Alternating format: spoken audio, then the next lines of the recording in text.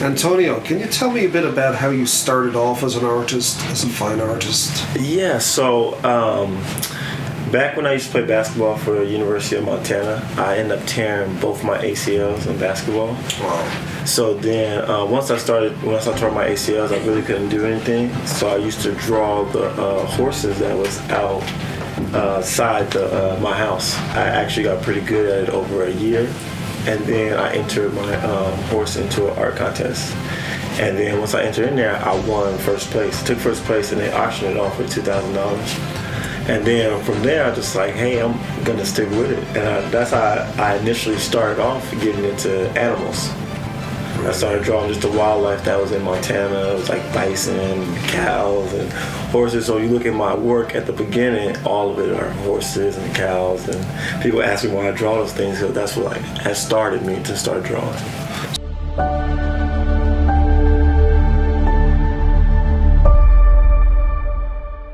Antonio Snow, thank you so much for coming down to the Alpha Voyage Gallery today. And I myself, Philip DeClare of DeClare Fine Art and the DC Zone would like to welcome you and thank Jeffrey for giving us this beautiful gallery to conduct this interview today. Yes. When I first came to you with the idea and I talked to Jeffrey about Club 27, it seemed to really speak to you. Mm-hmm. All of the people who passed away at 27 that had contributed significantly to the world.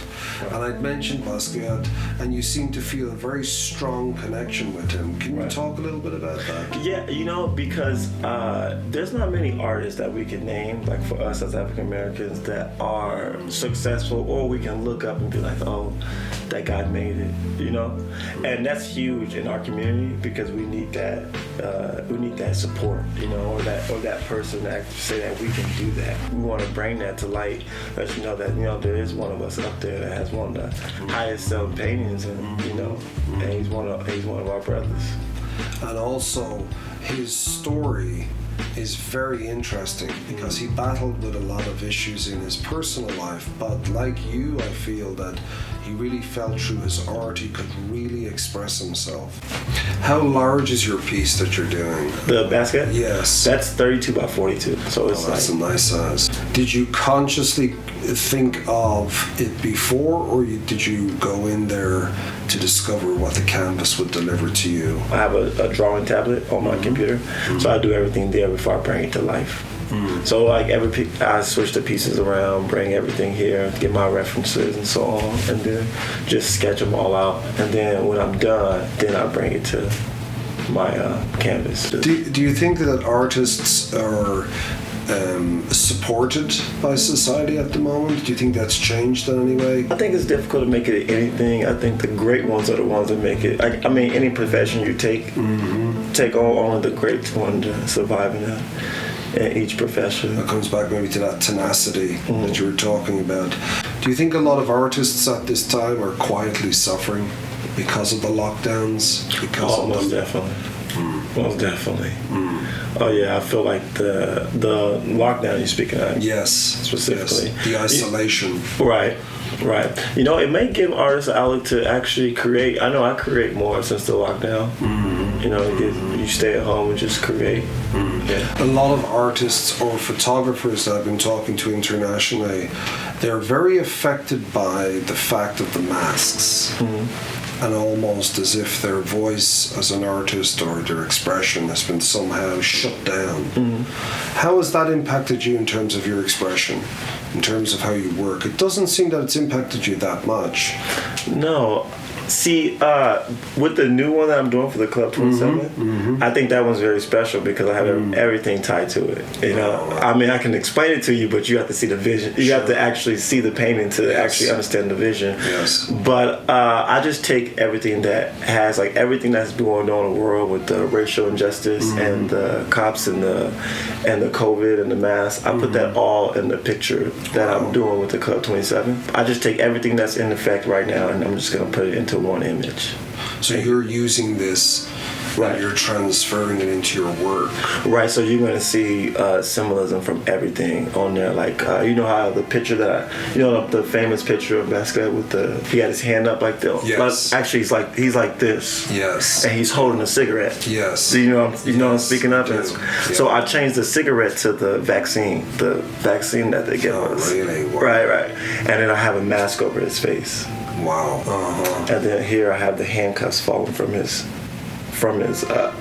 wrist, and that's what I have now, right? And then on top of that, at the bottom, I have symbolism of just everything else that's going on from the flags and so on in society. That way, when you look at it, it's everything that happened in 2020. So there's a whole story. Right, that's in it. Right. And then his other hand I believe is hanging off like this. But do you understand? You know the picture I'm speaking of? Yes. Right. Yeah. So I changed everything to make it the 2020. That's actually quite controversial. I love it. Yeah, I love so, it. And also he's a black artist. Yes, So and most of his money it was made with death, right? Yes. Not when he was alive. Right. When he passed away, Right, correct. So he never seen none of it. So I just kind of like took him and used it. So was there something about your athleticism or something about what you did before that you felt lent itself to becoming an artist? I never used to be able to draw at all. It kind of like anything that I set myself to do, I always say like, if they can do it, I can do it. Mm-hmm. And I always looked at art as a talent skill, but I look at everything as it can be learned as a skill or a talent. So I figured that since in basketball I was limited to 2 ACL tears, so that limits you from how well you can perform. But with art, it's not really much limitation that can limit you from what you can do. You can, if you want to succeed and be an artist or do something in that aspect, you can train yourself and learn, and it's up to you how far you want to take it. So during this time, the COVID crisis and the pandemic, it seems that as an artist you've kept going. Right. You've stayed true to your vision. You've kept being productive. As an artist, what do you feel is the current climate in the world with this pandemic? How has it impacted you personally? It impacted me a lot, especially financially. But money has never been like a issue or problem or something that I dwell on or anything. Every time things get tough, I just wake up day to day and just go through it, and just handle it. How serious do you feel that is going to be, that issue of depression, in the coming months and years in America? So, with depression, when I used to look at depression before, I used to be like, oh, you can get over it, so on and so on. But until you actually experience and go through it, I think that's when people actually bring awareness to what they have. So when we speak about this depression and suicidal event, it's just that people that have been through that are going to take it and run with it, and it's going to touch them like crazy. And people that I have had family members that go through it and so on, or had a lost one through suicidal, they're going to actually take it and run with it, and it actually will touch their hearts. But for people that have not experienced it, it won't touch them as much, because I didn't speak about depression until I had went through a divorce. It's the only time I was ever depressed in my life. So it was kind of like, it makes me aware to other people's feelings when they experience the depression. When you suffered that depression, it must have been very dramatic. Right. How did you get out of that? That's kind of hard to explain. I guess, let me see.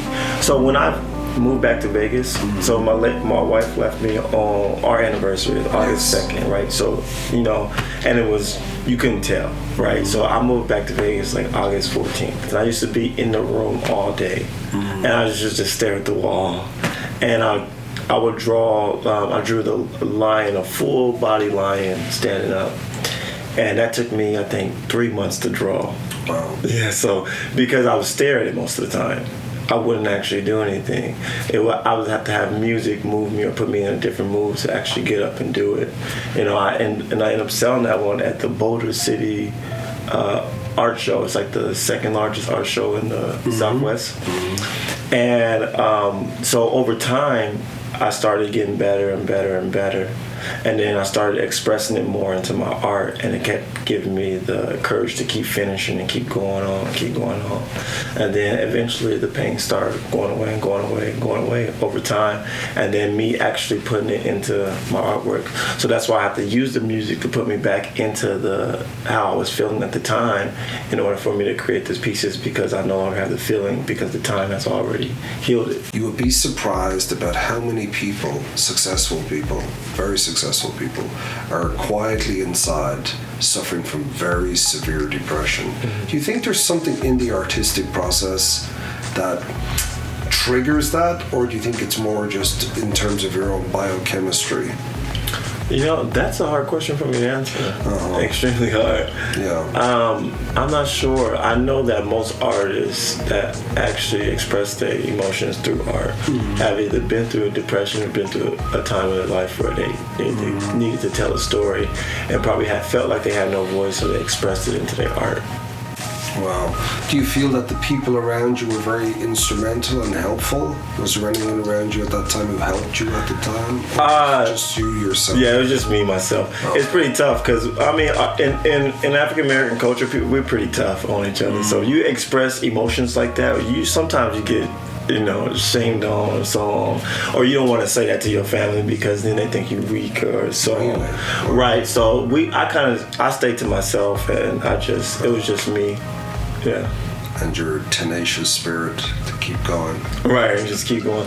But that's how I battled everything, because I left Las Vegas when I was 18 years old, and I didn't come back till I was 27. So every life experience that I had was on my own. There was no family in Washington, no family in Montana that I had. I had to get my own money, everything.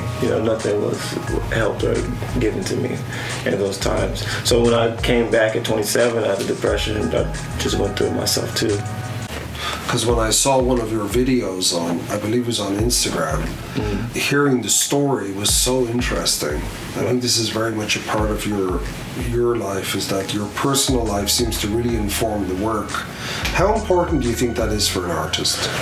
And I speak about that a lot, because I say to myself that, and other people that I speak to, that if you look at music, the artists actually take their time and actually go through experiences. For instance, like a heartbreak, they make music about it, and they're the ones that relates to so many people, and they actually blow up and become famous. From like Adele to Mary J. Blige to Whitney Houston to so on. Right? You can name a bunch of artists like that, and I say the same thing for a person with art. I can go out there and just throw paint around and just draw a bunch of stuff, but it doesn't mean anything, right? I'm just putting out work. But if I actually sit there and take my time and actually try to do the creativeness, and that's what makes art hard, if you can find a way to take all the emotions that you have and create a piece to it and put it into a piece of artwork and then speak about it, you become such a great artist. No matter how long it takes you, I can finish one piece, but I have so much emotions and everything behind it would elevate me as an artist than me making up just a bunch of pieces of art. Right, excellent. So I like that has a story. But that's when I fell in love with art. When I had that story to talk about, I take my time now and actually create my pieces and make sure I got everything that I want to use from references and so on, so I can create this piece and have every piece of meaning in it. So that's really interesting. So not only has the collector or buyer been informed by your story, but you're feeling that as you grow as an artist, your story as well. Right. You find more meaning in your own work. Right, correct. And you'd also told me that you use music a lot. Can you speak a little bit about that? So when I'm going, like my pieces, so my pieces that I do, like with my divorce and so on, that I'm speaking about to my children, I listen to music that I was listening to at the time, because it puts me back in that same feeling, the same emotions. And then not only can I create and think of everything that I want to say to my children and so on, but it makes me sad, and then I can put that into my art. Wow. Right. So you actually go through the emotions. Right, correct. Wow, and then you transfer that onto the canvas. Correct. Was there a tenacity or a determination that you feel that you've always had inside of you? Because this really comes across. When I first got into art, I was just doing it. I didn't fall in love with it. I didn't fall in love with it until I started to express my story, right, of what I went through with my ex-wife and my children. And that's when I fell in love with art, because I looked at it as an outlet where I can show my kids, this is where your dad at this point in his life. And I talked about it and I expressed it into my art. And since everything is on technology now, you can go back and view it and you can see it. And so when you get older, it will be a way for you to go back and actually listen to your father's story, because you don't get to hear your father's side most of the time. So that's why I like trying to do this series that I do now, is because I want to be able to tell the father's side of what happens during a divorce, because a lot of times mothers make it seem like we're not there, Yeah, so it seems to me that your divorce and your relationship with your children has greatly impacted you, right. But that trauma or that stress, it seems that you've used your art to express it. How important is that to you as an artist? I think it's extremely, especially because me growing up, I never understood, like me and my dad now, we're closer than we ever been. Like back then we did it because I never heard his side of the story. So now that I'm 29 years old, my dad's 53, 54, he explains a lot to me, and I remember the things that was going on back then when I was little. And then the other thing that was really interesting, and I really appreciated you sharing that, was that in the black culture, you cannot share your weaknesses. Right, yeah. Has it always been that way? Well, you know what? My dad never, my dad, like I tell you, we're closer now, like I never ever seen my dad ever break down or anything. But me and him have a kind of conversation like a month ago, he finally broke down to me. Cause I didn't notice about my dad used to be a big time drug dealer in Louisiana. And he told me that the reason why we came to Vegas is because he got kidnapped and they killed his brother and a few other people, and he escaped and flew to Vegas and took everybody with him. And then that's when, because my mom was pregnant with me at the time, he explained to me everything that we went through in our childhood and why he wasn't there as much, because he was trying to stop the people from knowing who we were, so we didn't protect you. Right, exactly. And he broke down and cried to me. We didn't, we never would have understood that or knew that. And in your paintings, because I remember talking to you about this before, there's a lot of symbols. Right. Can you speak a little bit about one or two of those symbols? Yeah, so usually I do things in threes. I always put things in 1, 2, 3. And with this series that I'm doing now, I have the butterflies that represent each one of my children. And I have a big butterfly that represents my oldest. And then I have the 2 little ones that represent my 2 youngest. Wow. So I always keep things in the threes, so 1 big and 2 little. And those represent the innocent of my children going through at the time where we at now in the presence. And that's why my actual name is Snow Art 3. Yes. Because my 3 children. And then when I played basketball, my jersey number was also 3 because I had 3 children. Can you speak a bit about your love of Las Vegas? Oh yeah. So I'm born and raised Las Vegas, so I love Las Vegas. But I love that it's all ethnicities here and everybody get along. Growing up here, I barely experienced any racism. I don't think I experienced any racism in Las Vegas since I've been here. Or unless it went over my head. But when I went to Washington, Montana, it's a different ball game. You actually understand what other people like me that go through. But in Las Vegas, I barely felt it. Let me ask you: do you feel that? Because even in the case of Basquiat, when he formed his friendship with Andy Warhol, they supported each other. They nurtured each other, they helped each other. Do you feel at this moment in time that it's harder now for artists to find that type of support or find that type of mentorship or a community? It seems in Las Vegas you have found your own way. So is there a possibility still? Yeah, me, I feel like that goes from a person to person standpoint. Because like me, I try to help artists that I truly believe that are great at what they do. And I try to help them out and say, you should be here and there. Especially if they can tell stories within art, I'll try to help them out. But I do run into tons of artists that are, don't want to help the other artists get to a point or so. Yes. Because I feel like the more competition you have, the more you sit there and have to actually sit there and create, and it will expand you to be a better artist when you have competition surrounding you. As far as if I play basketball, I don't want to play with just mediocre, where I look like I'm the best player. Right. You play with people that's better than you and actually greater, so then that way you actually sit there and think and become a greater artist. So you're inspired and you're nurtured by higher challenges. Yeah, it does, because when I look at the artists that Jeff holds in his gallery, I look at these things, I'm like, I can do something with that and create a piece using that same thing, but tell it in a different way. From the things they have, because they have everybody have different visions and different creative pieces. Yes, it's very eclectic gallery. Yeah. Right. So you can take a little of everything and actually incorporate it into your own work. So we were talking about your relationship with Jeffrey and the Alpha Voyage Gallery. How did that come about, and how important has that been to you in terms of showing your work and building a client base?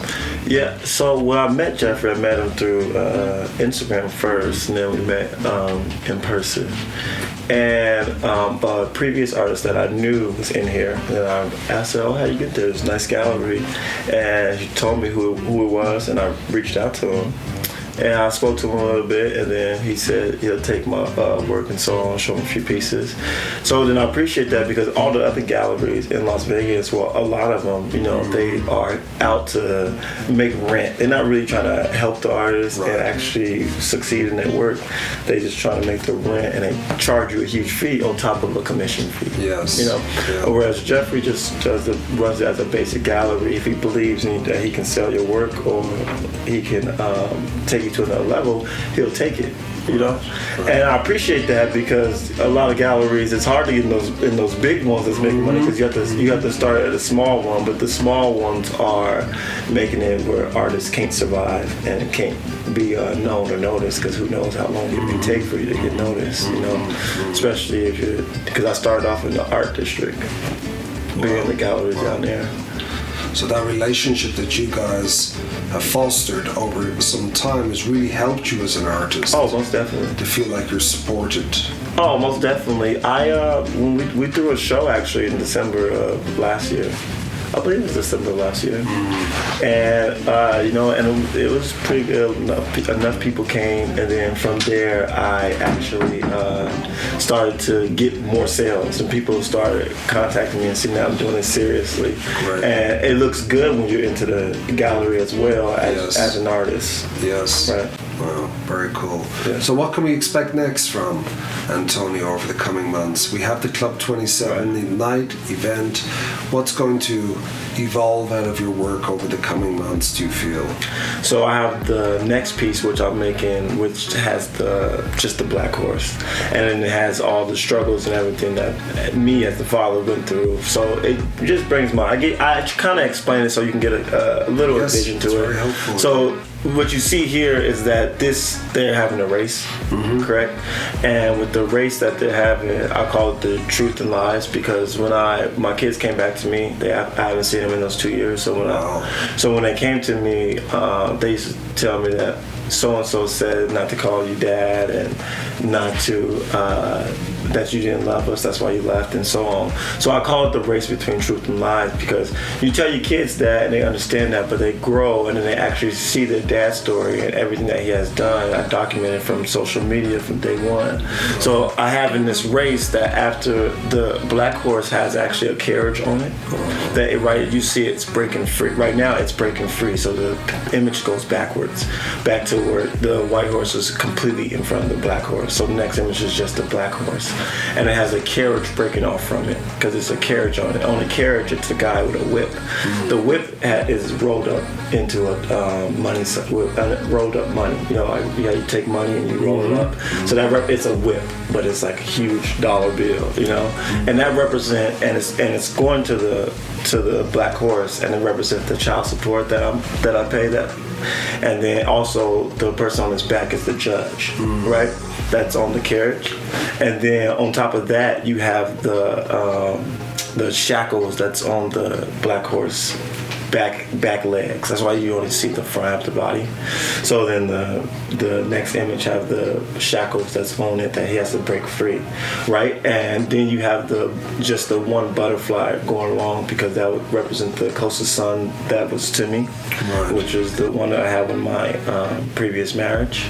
And eventually the horse breaks away and surpasses this horse, and in front of that horse will be a mirror, and that mirror, it shows it shows the white horse behind the black horse. The white horse, okay. And then it shows that the black horse actually turns into a Pegasus and flies with the butterflies. I love that. So so I'm only doing it in 3 images. Right. So I have this one, then it goes back to the black horse, and then it has the black horse in front of it where it turns into the Pegasus. And the reason why I have it a Pegasus is because my kids are biracial kids. So they're not gonna be white enough for the Caucasian friends, they're not gonna be black enough for the African American friends. They live 2 different lives from both of us. But I can understand more on my half how they would be treated in society, because anyone that's mixed with partial black is usually considered black, right? Like from Obama to Tiger Woods or so on, you consider those as full black people. But when a biracial kid is growing up, they actually are in the middle between white and black, because black people don't actually treat them as a full black person, and so Caucasians and so on. And so they live a different lifestyle that both me and her will not understand, but I know I'll understand more than she would. So that's why the black horse is actually a Pegasus flying with butterflies, because they're not actually for me and they're actually for her. So they actually be something completely different. Wow, that's very cool. Well, Antonio, thank you very much for coming into Alpha Voyage today. And I myself would like to thank you, DeClare Fine Art, the DC Zone, and I look forward to seeing you at the Club 27 event. Thank you, I appreciate it. Same. Thank you. Beautiful.